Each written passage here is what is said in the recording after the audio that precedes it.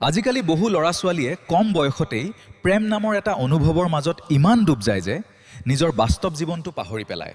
কিছুমানে ভাবি লয় এই মানুহজন নাথাকিলে মোৰ জীৱন শেষ। কিন্তু সত্যটো হ'ল কোনো এজন মানুহৰ বাবে কেতিয়াও নিজৰ জীৱন শেষ হৈ নাযায়। সঁচাকৈ ভাল পোৱা মানুহে কেতিয়াও তোমাক কন্দুবলৈ নিবিচাৰে। যিজনে তোমাৰ হৃদয় ভাঙি থৈ গ'ল, তোমাক ইগন'ৰ কৰিলে, তোমাৰ মূল্য নুবুজিলে, তেওঁ কেতিয়াও তোমাৰ জীৱনৰ শেষ সিদ্ধান্ত হ'ব নোৱাৰে। ফেক লাভ, ইগন'ৰ আৰু ডিপ্ৰেশ্যনে এতিয়া বহু যুৱক যুৱতীৰ হাঁহি কাঢ়ি লৈছে। দিনে দিনে মানুহে ভিতৰৰ পৰা ভাঙি গৈ আছে। কিন্তু তুমি এবাৰ ভাবি চোৱা, যি মা দেউতাই তোমাক হাঁহি মুখে ডাঙৰ কৰিলে, নিজৰ সুখ ত্যাগ কৰি তোমাৰ ভৱিষ্যত গঢ়িবলৈ চেষ্টা কৰিছে, তেওঁলোকৰ স্বপ্নবোৰ তুমি কেৱল এজন মানুহৰ বাবে শেষ কৰি দিবা নেকি? আজিৰ এই দুখ, কান্দোন এইবোৰ স্থায়ী নহয়। সময় বেয়া হ'ব পাৰে, কিন্তু মানুহ যদি শক্তিশালী হয় তেন্তে সময়ো সলনি হয়। মনত ৰাখিবা, প্ৰেম জীৱনৰ এটা অংশ, কিন্তু জীৱনটো কেৱল প্ৰেম নহয়। যিজনে তোমাক এৰি গ'ল তেওঁৰ বাবে কান্দি সময় নষ্ট নকৰিবা, কাৰণ এদিন তুমি সফল হ'লে সেই মানুহজনে তোমাক হেৰুৱাই অনুতাপ হ'ব। এজন মানুহে কৰা ভুল বা বিশ্বাসঘাতকতাৰ বাবে গোটেই পৃথিৱীখনক দোষী কৰিব নোৱাৰি।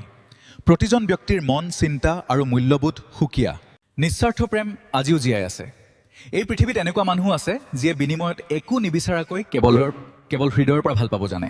সেয়েহে এজনে কৰা ভুলৰ বাবে সকলোকে সেই দৃষ্টিৰে চালে তুমি তোমাৰ জীৱনত ভাল মানুহ হেৰাই পেলাবা।